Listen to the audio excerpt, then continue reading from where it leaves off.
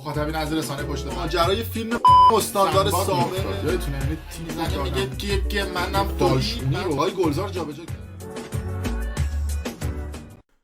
درود به مخاطبین عزیز، بنده امین فردین به همراه تیمم بار دیگه با یک برنامه پشت پرده دیگه با شما هستیم. امیدوارم که هر کجا این کره خاکی که هستید و صدا و تصویر من رو می‌بینید و میشنوید حال دلتون خوب باشه. 6-7 روزی ما کلا در کانال یوتیوب برنامه پشت پرده نبودیم و ویدیو منتشر نکرده بودیم، اما حالا دست پر با یه سری اخبار جنجالی و البته یه سری از اسناد و مدارک جدیدی که به دستمون رسید در روزهای آینده براتون افشا خواهیم کرد، کرکوپر یه عده رو خواهیم ریختوند. اما موضوع این قسمت برنامه پشت پرده دو تا موضوع هستش. موضوع اول در خصوص خواننده های مجاز داخل ایران هستش که البته چه عرض بکنم، حالا دیگه الان دیگه مجازم نیستم با شرایطی که اتفاق افتاده و اخباری که بیرون اومده. موضوع اول در خصوص خواننده ها هستش و موضوع دوم در خصوص این پشمک محسن افشانی و همسر سبیل هستش و ماجرای عکسای عجیب و غریب و چیزای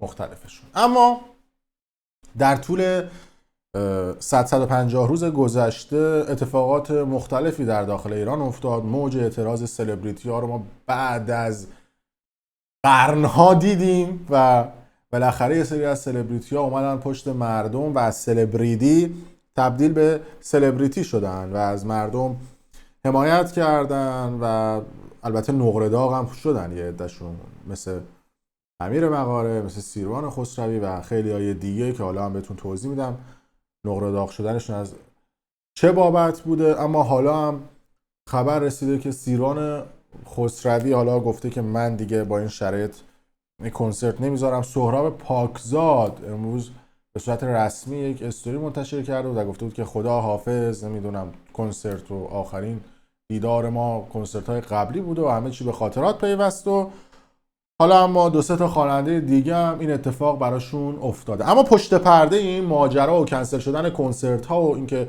یه عده از خواننده ها گفتن که دیگه کنسرت برگزار نمی‌کنیم و یه عده دیگه گفتن که ما می‌خوایم از کشور خارج بشیم و حالا که ممنوع الخروجمون کردین از راه کوه و کمر چیزای مختلف می‌خوایم فرار کنیم از کشور بریم، می‌خوایم پشت پرده این اتفاقات رو برای شما افشا بکنیم، چرا که حسابی این اخبار در فضای مجازی جنجال بپا کرده و یه عده به دنبال پشت پرده این موضوعات هستن. اما قبل از اینکه من این موضوعات رو بگم، یه لطفی بکنید کانال یوتیوب برنامه پشت پرده رو سابسکرایب کنید. یه دکمه قرمز رنگ این پایین هست نوشته سابسکرایب، اگرم گوشیتون فارسی هستش روی دکمه مشترک شدن بزنید و زنگوله رو بزنید که بتونید ویدیوهای جدید ما رو به لحظه ببینید که از حالا به بعد یه سری اخبار جنجالی براتون داریم. اما در طول 150 روز گذشته خب خیلی از خواننده‌ها پیش قدم شدن، خیلی از هنرمندها و سلبریتی‌ها و فوتبالیست‌ها پیش قدم شدن و حمایت کردن از مردم بعد از کشته شدن مهسا امینی و اتفاقات مختلفی که رخ داد، مثل امیر مغاره، مثل سیروان خسروی، مثل حالا یه سری از بازیگرها و فوتبالیست‌ها مثل علی دایی و وریا غفاری و کسای دیگه. اما بعد از اینکه یه مقدار موج اعتراضات خوابید، دستگاه اطلاعاتی و امنیتی و کسایی که یقه‌هاشون رو بسته بودن و دمپایی جوراب سفید پوشیده بودن حسابی از خجالت این افراد در اومدن. نمونش وریا غفوری بود که زیرابش رو زدن و از فولاد تیم فوتبال فولاد خوزستان انداختنش بیرون و قراردادش رو تمدید نکردن. گفتن آقا برو دنبال بازیت، تو نباید از مردم حمایت بکنی، تو تا موقعی که مثل ترابی به مالی جایگاه داری و میتونی فوتبال بازی بکنی. بعد از اون هم تا جواد نکونام رو هم این قضیه براش رقم خورد. علی دایی که خانومش میخواست از کشور خارج بشه، هواپیما فرود اضطراری تو کیش کرد و پیادهش کردن و خود علی دایی ممنوع خروج بود و خیلی از فوتبالیستا و کسای دیگه. بعد از اونم تهدید جانی و مالی علی کریمی و خلاصه هر فوتبالیست و هنرمندی که اومده بود پشت مردم و از مردم حمایت کرد و جوری نقره داغشون کردن و جوری ترسوندنشون و به بقیه سلبریتی ها و فوتبالیستا گفتن ببینید اگه شما بخواید از مردم حمایت بکنید اینجوری دهنتون رو سرویس میکنید.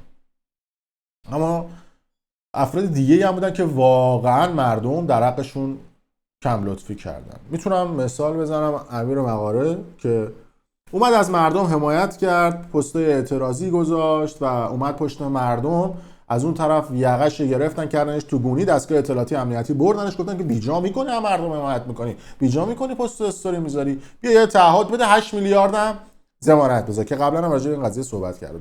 امیر بقره 8 میلیارد ضمانت گذاشت و خلاصه اومد بیرون. اطلاعات سپاه گرفته بودش. دوباره بعد از اون اومد پست استوری گذاشت و حالا طعنه زد و کار مختلف کرد. دوباره حراست ارشاد بهش زنگ زد. این بار دوباره اطلاعات سپاه بردش و یه وثیقه 7 میلیاردی دیگه ازش گرفت، 15 میلیارد تاوان داد.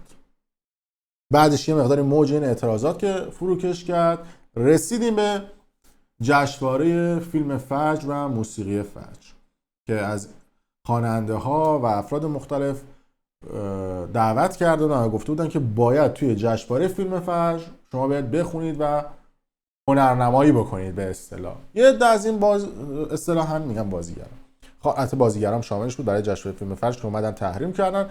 یه عده از خواننده ها هم این قضیه رو تحریم کردن و گفتن که ما نمیام. اما مسئولان ارشاد و نهادهای امنیتی حرفشون این بود که آقای امیر مغاره، آقای سیروان خسروی، آقای ایکس و وای و زد، شما که در پیج های خودتون اومدید از مردم حمایت کردید و اومدید پست استوریای اعتراضی گذاشتید، شما باید اولین نفرایی باشید که کنسرت میذارید و اونایی که سکوت کردن مثل گلزار و بقیه، اونا بعد از شما باید بیان کنسرت بذارن و شما باید نفرای اول باشید. شما شروع کردید این اتفاق رو و شروع کننده این اتفاق بودید و حالا هم بعد شما اولین کنسرت ها رو بذارید تا حسابی از مردم فحش خوار مادر بخورید، تا مردم به شما بگن بی‌ناموس های نمیدونم عادی ساز. شماهایی که از مردم حمایت کردید شما هم بعد نفر اول کنسرت بذارید و فحش رو بخورید. سیاست آخوندی که خیلی هم حرفه‌ای عمل کردن. نتیجه چی شد؟ خواننده هایی که به هر حال تعهد 15-16 میلیاردی داده بودن مجبور بودن کنسرت بذارن، چون که اون کسایی که میان زیر پستای این افراد و کامنت میذارن که شما نباید میرفتی، نباید تن به این اتفاق میدادی، تو بیجا کردی، عادی سازی کردی، تو که پشت مردم بودی و چه اینو چنان، اون دست نمیکنه تو جیب مبارکش 15 میلیارد وثیقه این آدمو بده. و این آدم به خاطر اینکه وثیقه گذاشته بهش گفتن که بازداشتت میکنیم و چیزهای دیگه، تن به این کنسرت ها داد و تازه کنسرتاشون هم پر نکردن، ضرر هم کردن، مثل امیر مغاره و سیروان خسروی. و همون آدم هایی که امیر مغاره و سیروان خسروی و سایر خواننده ها به خاطر اونا اصلا پست استوری داشتن، به خاطر هوادارانشون حمایت از مردم کردن، همون آدما نیومدن بلیت کنسرت این آدما رو بخرن و ازشون حمایت بکنن. پس شما دیگه بعد از اینم انتظار نداشته باشید که از این خواننده ها که بیان پشت مردم میگن آقا ما بیان پشت مردم یارو بلیت کنسرت ما رو هم نمیخره، ما 15 میلیارد انا وثیقه گذاشتیم، کدوم آدم خری این کارو میکنه؟ بعد تازه میان کامنت هم میذارن تو اگر مرد بودی کنسرت نمیذاشتی.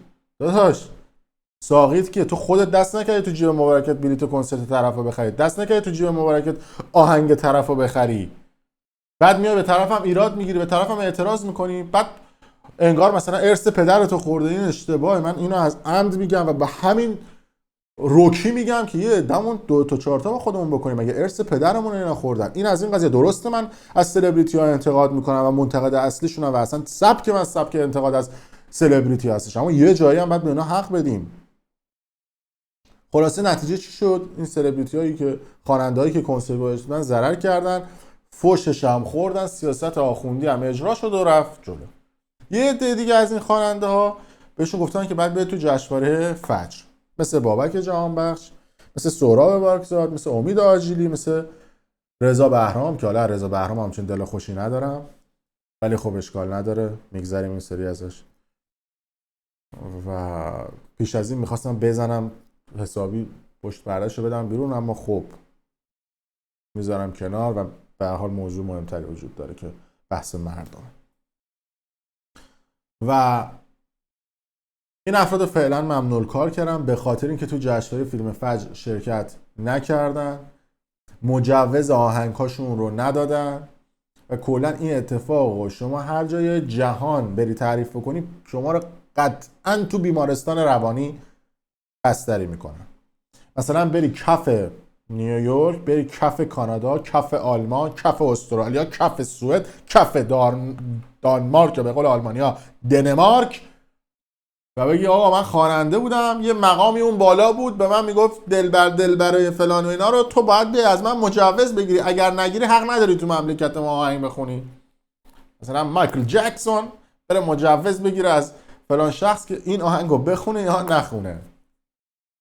ادعاشون هم میشه گندگوز منطقه هستن و ادعاشون هم میشه که آزادی بیان وجود داره و از اون مهمتر خداوندشون بخشنده و رحمان و رحیمه. یعنی ما هرچی رحمت و رحمان و بخشندگی ما داریم تو مملکت میبینیم، البته فقط برای آخونده ها فاضلابزاده آقازاده، نه برای مردم. و همین شیکی و مجلسی الان همه رو هم ممنوع کار کردن. خب بعد از این هم البته اگر این خواننده ها نیان پشت مردم، من به شخصه تو رسانه خودم ازشون انتقاد نمی کنم، به خاطر اینکه همون مردم نمیرن از این خواننده ها حمایت بکنن، فقط انگار ارث پدرشون اینا خوردن و با اینها اینجوری رفتار میکنن. حالا درست یه سریاشون سلبریتی ان، ولی خب بعضیشون واقعا دیگه پشت مردم بودن، خدایی باید حمایت بشه ازشون. اونم حالا مخصوصا کسایی که داخل ایران هستن به نظر من دل و جرأت میخوان، دمشون هم گرم که حمایت کرد. این شد ماجرای سهراب پاکزاد. البته سهراب پاکزاد که یه آهنگم خونده بود بهش مجوز ندادن، بدون اجازه ارشاد اون آهنگو منتشر کرده بود و اونم دلیل دیگه ای شده بوده که فعلا ممنوع کار بشه و کنسرتاشون رو برگزار نکنن، هرچند حالا یه عده دارن فشار میارن که اینها کنسرت بزنن. این از خواننده. میرسیم به ماجرای عکسای جنجالی لو رفته از محسن افشانی و خانومش سویل که عکسای زیادی ازشون اومده بوده بیرون. در یک کانال تلگرامی هم سویل همسر سابق محسن افشانی اومده بود این عکس‌ها رو منتشر کرده بود و ماجرا هم از این قرار هستش که این محسن رفته بود خیانت کرده بود. سایت شرط بندی و قمار داره قابل توجه دوستان از چند سال پیش که دستگاه اطلاعاتی امنیتی هم گرفته بودنش، به این قضیه اعتراف کرده بود. یه 6 ماهی هم تا همین یه ماه پیش زندان بوده و اعتراف کرده به سایت شرط بندی و قمار، باجگیری، تهمت و افترا و چیزهای مختلف، ارتباط با شبکه‌های مختلف، با گرفتن باج از میلاد حاتمی و کسای دیگه که تا همین چند هفته پیش هم یک ماه پیش هم زندان بود. الان اومده بود بیرون. سویل ازش یه انتقام ریز گرفته و فیلم‌های مثبت 18 شون هم پخش شده. البته چون یه طرف رضایت داره یه طرف رضایت نداره به خودشون ربط داره. من توی کانال تلگرامی خودم ویدیوی مثبت 18 اینا رو نمیذارم چون ممکنه پاک بشه، ولی تو کانال خود سویل هست، میذارم لینک کانال سویل رو تو کانال خودم، بشینید این فیلم‌ها رو ببینید. و مثلا خروس هم هست، مثلا کلا یه وضعیتی داره ولی خب دیگه حسابی داره انتقام میگیره و میگه که پدر و مادر محسن خود محسن آدمای دو دره‌ای بودن، حسابی پول ما رو، پول خانواده منو کشیدن بالا و محسن هم که اصلا سیستمش باجگیری و چیزهای مختلف بوده و حالا این حرکت‌ها رو زده که میتونید برید ببینید که خیلی به من پیام دادن که آقا ماجرای عکساشون چی بوده که میتونید برید ببینید. این از ماجرای محسن افشانی و سویل و ماجرای خواننده ها. موضوعات بیشتری هم وجود داره راجع به آناشید حسینی و شوهرش، ارتباطش پزشک فیکه با صدف طاهریان و چند تا دیگر که اونا هم در ویدیوی بعدی میگم، راجع به مافیای نفت و چیزهای مختلف هم صحبت می‌کنیم. در صورت مرسی که تا این لحظه با ما بودید. اگر دوست داشتید ویدیو لایک کنید و برای دوستان خودتون به اشتراک بذارید. ممنون از شما.